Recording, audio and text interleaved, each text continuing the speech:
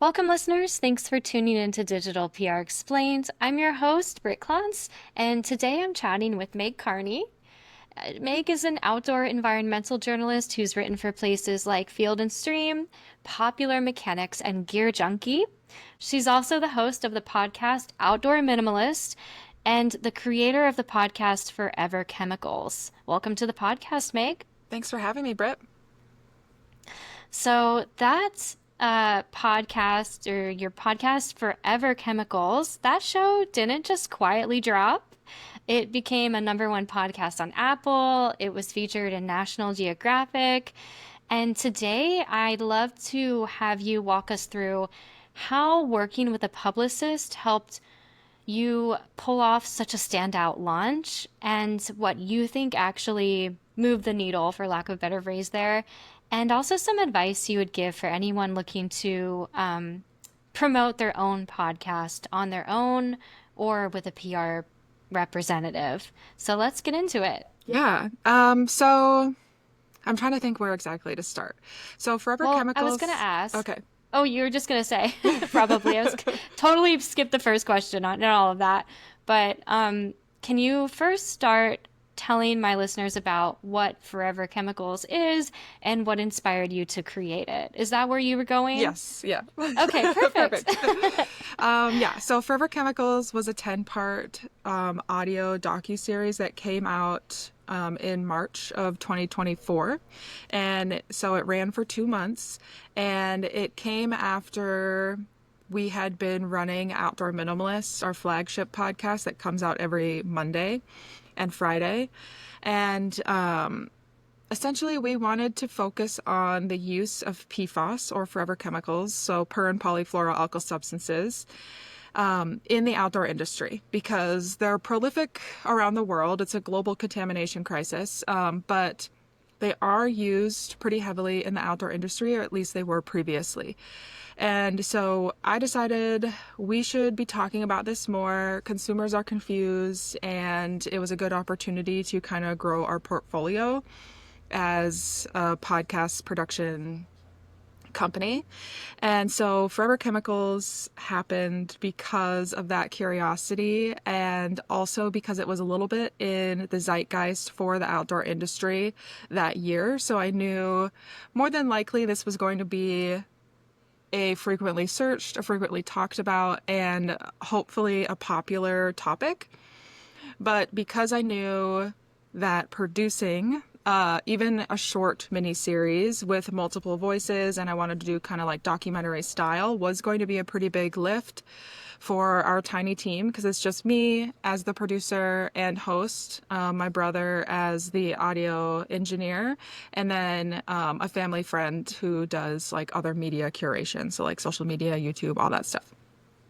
And since we had such a small team, I was like, okay, if we're going to be putting in, say, 6+ months of work into this, we want it to be successful. And so we talked about it for a couple of months, and I was like, how would you feel if we just tested out working with PR for Forever Chemicals, and if it works out, we can apply it to Outdoor Minimalist as well. So essentially that's what we did, and why we decided that we should be working with PR, because I knew I wasn't going to make any money on this podcast, and it was just something that I cared a lot about. And so I was like, it doesn't make sense for me to produce something and have no one listen to it, basically. Yeah. And it sounds like you were already so strapped for time. I mean, as the host, as somebody sourcing, writing the material, sourcing any guests that you might have on that, interviewing folks. So you decided then to outsource to a PR person. Um, I do want to definitely talk about the strategy, and spoiler alert, it was featured in National Geographic, so huge success when it comes to PR. Lots of people eventually tuned in and listened to Forever Chemicals. But I guess very quickly, how did you find, and I don't think you've mentioned the person yet, but Kate Ketschek at Revolution House Media is who you ended up working with. Can you tell us how you found Kate? Yeah, so Kate and I had worked together in the outdoor industry because to produce Forever Chemicals, I actually left my full-time job. I was a staff writer for Field and Stream magazine, and I covered backpacking, camping, water sports, basically anything that wasn't hook and bullet for them. And through that, I know a lot of PR people. And I had worked with Kate previously. She represents Nemo Equipment, Nick Wax, Paramo, three brands that have like a pretty strong stance on their chemical management in the outdoor industry. And so I knew that she was aware of what PFAS were, which was kind of important when choosing a PR person, someone who could like speak in an educated way about this topic without having me educate them on it, because that would just be a lot of extra time. And so I had kind of chatted with her a little bit about it here and there. And then when we decided definitively, yes, I want a PR person, I had reached out to several PR firms that I'd worked with as well. Some of them said they don't really work with podcasts. Other ones had a crazy ask for a small podcast in terms of like a monthly retainer. And that's because they work with huge brands. So like, why would they take on a tiny client when they have huge clients that can pay way more? And so Kate, she gave me a pretty good deal. And so I was like, okay, you are an industry like legacy sort of person. A lot of people know you, have a lot of contacts. And also you know what PFAS are, you know how they're integrated in outdoor equipment, and you have a price that we can actually afford. So that's how we ended up working with her. And she worked with us for about, I want to say 3 or 4 months during the production period before the podcast was ever released. So we had a lot of like behind the scenes content that we were working on. So she was like very much a part of that production process. She knew who we were interviewing. She was writing press releases to get it into industry publications before it was ever going to be released. So then when it did drop, people were anticipating it, which I feel like was really important in terms of like getting your initial downloads, because to rank on any of the podcast charts, but Apple Podcasts specifically, it's kind of like new listeners are going to push you to the top really fast. And so we were going for that. We're like, in the first few weeks, we want a huge spike because that'll push us to the top of the charts and then kind of carry us through the rest of the release. Oh, okay. And just zooming in on the timeline a little bit more, these press releases, how far in advance exactly were they released before the actual episode came out?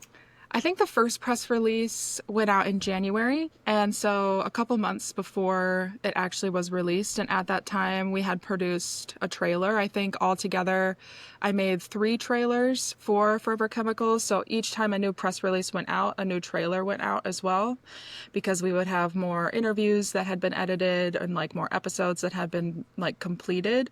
And so I had more content to pull from with that. And I feel like it was about like every 2 weeks after the first one in January that a press release came out. And then, of course, there was a huge push on the actual release in the first week of March and every week after that. Okay. Wow. Okay, that's a It lot. was a That's a lot. lot of yeah, behind the scenes and just her time being involved in just the production process. That's such a good shout and so smart. Because I'm sure the allure of these let's just talk about like National Geographic, if I can actually talk today, um, as an example here. I'm sure that I guess advance notice, I'm assuming went into the reason why they decided, or a big part of why and how they covered Forever Chemicals. But I might be assuming things here and getting ahead of myself. Yeah, I guess I'm not exactly sure how she secured all of the placements because there were several. And actually, like the return on the National Geographic feature was lower than some of the other ones. So you'd assume like, oh, Oh, huge that's publication, interesting. you're going to get a huge spike in listens, but that's not really what happened. Yeah. Like it did help, obviously, But some of our like biggest spikes in terms of like downloads were after we were featured in industry specific publications, like the Snow Sports Industry Association featured us in their newsletter and included us in like an educational portal that they had for industry leaders. The Outdoor Retail magazine included us in their like show magazine. So like for the June show of Outdoor Retailer, they were handing out magazines as people come in, and we were featured in that magazine. And so those two I'd say had like the biggest return as far as like downloads after being featured. But there are other ones as well, like basically don't sleep on like smaller publications and industry newsletters, or even things like Substack or Instagram shares, TikTok shout outs. Like all of those things can reach the people that you're looking for. Whereas like, yeah, it was cool to be featured in National Geographic, but I can't say that was like the biggest win. The biggest win for us, other than the ones I mentioned, was we were featured on the homepage of Apple Podcasts, and that had the biggest return. Very cool. I mean, you are preaching to the choir over here. I'm so happy you said that. And I am such an advocate for like going after sources of influence, like where your actual listeners, audiences, customers, whatever it might be, are actually consuming the content that you want to put in front of them. So thank you for sharing that. That's fascinating and makes me so happy to hear that. Um, okay, so Apple homepage, you said that was your biggest win. Can you talk more, tell me more about how, so it sounds like the way you secured that was, and maybe I'm making this up as well, but just getting all of these listens, and that's what pushed it up to the homepage itself. So actually, the way that that happened was those downloads from those trade publications, as you mentioned. Am I making that up, or I does would that say sound yes and no. I think because we okay? already had like pretty good listenership leading up to the homepage feature. It was featured in April, so it'd been out for a month. The second half of the series was being released at the time of this feature, so yeah, we had like pretty good press so far. But then I did apply in the back end, so anyone can apply to be Mm. featured on the homepage of the Apple Podcast app. And there's instructions, very detailed instructions if you want to look on Apple. But we applied through that, and then it went through with the editors. They were like, yes, we want to feature you for Earth Month. You already have like pretty good stuff going on, because they do ask for like, what is your other marketing that is going into this? And I think that plays a big role in whether or not it's going to be featured. They don't want Apple Podcasts to be the only one that's really like pushing this out. They want it to be kind of like a wider net that's going through. And so we did apply through Apple themselves in order to get featured. I know that they sometimes just like choose ones that are already ranking and stuff, but I'm trying to think of how to explain it, because if you go to the Apple app, I'm going to pull it up just so I can make sure that, and you're in the like actual browse feature, there's like the ones at the top here.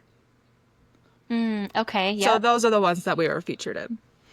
And Gotcha. because they have like the new and noteworthy, the top shows, etc. And so of course we were showing up in like the top science shows, for if Hmm. you're just looking at what are the science ones.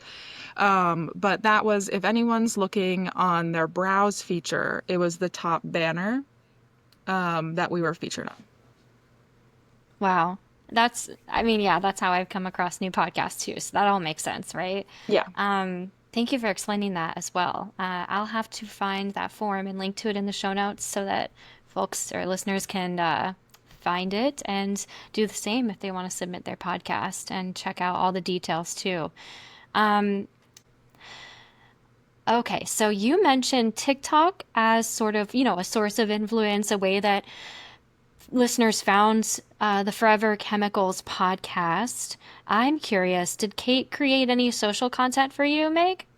So unfortunately, no, she didn't. That was not a focus of hers. We did work with like a social media manager for like a month or two. It didn't really pan out for a number of reasons. And so that went back onto like our original team. I do almost all of the social media, but then our other media curator will create some of it. And so I was really in charge of all social media engagement and growing us on those platforms. And I was able to grow like a new TikTok audience. So I started a TikTok shortly after Forever Chemicals came out. And in a couple of months, we grew to over 20,000 followers. And that was not really related to Kate, but I'm guessing was likely related to just like the other engagement that we had regarding the podcast itself. But Kate was primarily focused on getting us like media features outside of social media. She did reach out to like LinkedIn influencers, some influencers on social media, but that wasn't necessarily our number one focus. We wanted to really hone in on industry related publications and engagement in that way because it was kind of like is very like niche. It's a very niche topic. A lot of people, whether you hike or camp, were interested in it, but the people most interested in it were the business professionals. And she also, because of that, arranged speaking engagements for me at like conferences or places where these like industry leaders would be. Oh, fascinating. Did you even realize that business leaders were your audience at the start? Yeah, I mean, it was kind of like a broad reach. Like I wanted it to be digestible enough for the average consumer to listen to this and be like, "Oh, okay, that makes sense." But because we featured like a lot of behind the scenes of production and how brands actually phased out these chemicals in their supply chains, it made sense that like that might not be interesting to the average Hmm. consumer across the board. Some consumers, yes, but it'll be most interesting to people actually working in like the textile industry. Gotcha.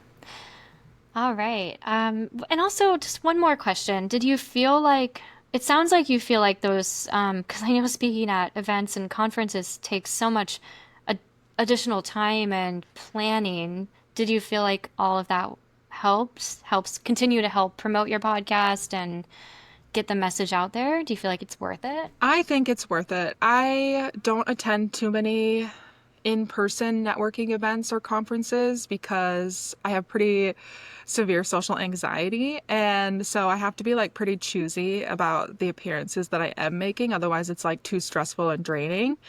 But the ones that I have attended and was a speaker for, I thought they were great to meet people. It's a good kind of like boost in my confidence for like meeting in-person listeners and them telling me about the podcast, and then also new people learning about my work, getting new contracts for freelance writing, and then also like new listeners and downloads. So like one of the last conferences that I went to was like a month or so ago. I didn't speak at this one, I was just attending. And even just attending, if I look at the analytics for my podcast, it increases because I'm talking about it in person. And something that I think a lot of people don't think about is how are we finding podcasts? And we're finding them through people telling us about them. So like me going somewhere and talking to people in the outdoor industry, talking to other journalists in the outdoor industry about my podcast can one get me a media feature without paying for PR, and then also just like turn new people on to the podcast that maybe they hadn't heard of it before, they had heard of it and now they finally met me, so they're like, "Oh, I'm going to listen to it now." So I think it does help a lot, but just depends on the person. Like I'm only going to go to maybe 3 conferences max a year. Other people, they Yeah. can probably handle more. But yeah. Boundaries are important. Yeah. Knowing like social boundaries, I should Yeah. say. Yeah, well, that's really interesting, and I'm glad that came up. So season one's out there. Are you working on season two? We have been trying to secure funding for another season since the release of the first one. But getting funding for really any journalistic venture takes a lot of time. So hopefully one day we'll be able to produce Okay. another one, but nothing definitive right now. Thank you so much for coming on to this episode. We're going to talk to you again about Outdoor Minimalist. So, everybody, if you enjoyed this one, make sure to check out that in the coming weeks. And thank you again so much for your time, Meg. Thanks for having me, Brett.